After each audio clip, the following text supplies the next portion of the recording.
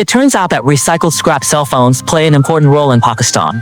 Their small workshop refines some of the gold from cell phone motherboards to obtain a small amount of gold. Their entire refining process is quite an eye-opener.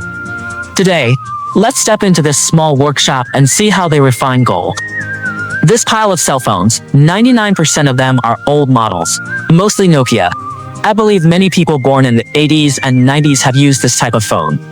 The circuit boards are manually removed from the cell phones.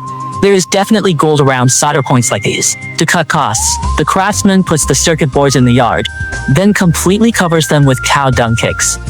This method might not be uncommon in the field of engine repair, but using it to refine gold is truly unexpected.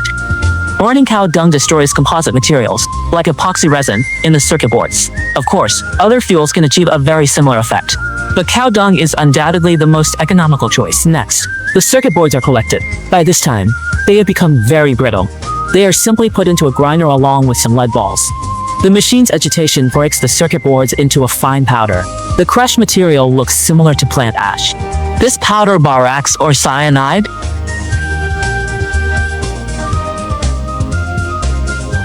Then, these mixed materials are placed into the smelting furnace. Next, a layer of fine sand is added on top. Such a complicated procedure is truly baffling.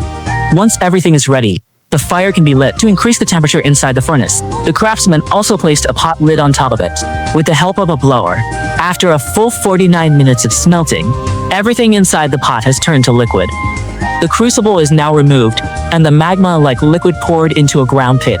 After it cools, a jelly-like film forms on the surface.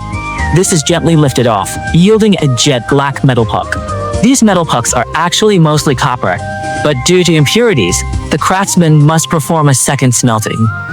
They build a simple furnace on the ground with cement and bricks, then add high-quality charcoal. This charcoal makes a crisp sound, indicating its very high quality. Next, the gold puck is placed in the middle of the charcoal to be heated. With the help of a blower, the gold puck gradually melts. Compared to common refining techniques, this method saves a lot of money. To further increase the smelting temperature, the craftsman used the most primitive method, placing a piece of wood on top of the furnace. This way, the metal can melt completely, and the impurities will be absorbed by the charcoal, thus achieving the goal of purification.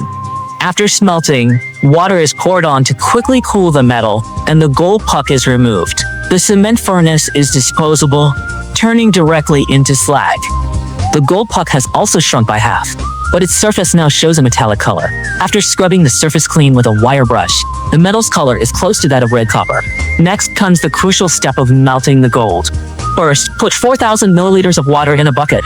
Then add 2,000 milliliters of Aqua Regia. This is middle school chemistry. Adding Aqua Regia directly would cause a violent reaction. Even with double the diluent, the reaction is still very intense. Our chemistry teachers warned us from a young age that we must never be careless with chemical experiments. After the reaction, sodium metabisulfite is added to reduce the gold. But the craftsman skipped this particular step. When he poured out the solution, the gold was already reduced. After pouring off the blue solution on top, the substance remaining at the bottom is sponge gold. We use filter paper to filter out the sponge gold. After refining an entire puck, this is all that's left. Squeeze out the excess water, place it in a dry crucible, add a little borax, and melt the sponge gold with a blowtorch.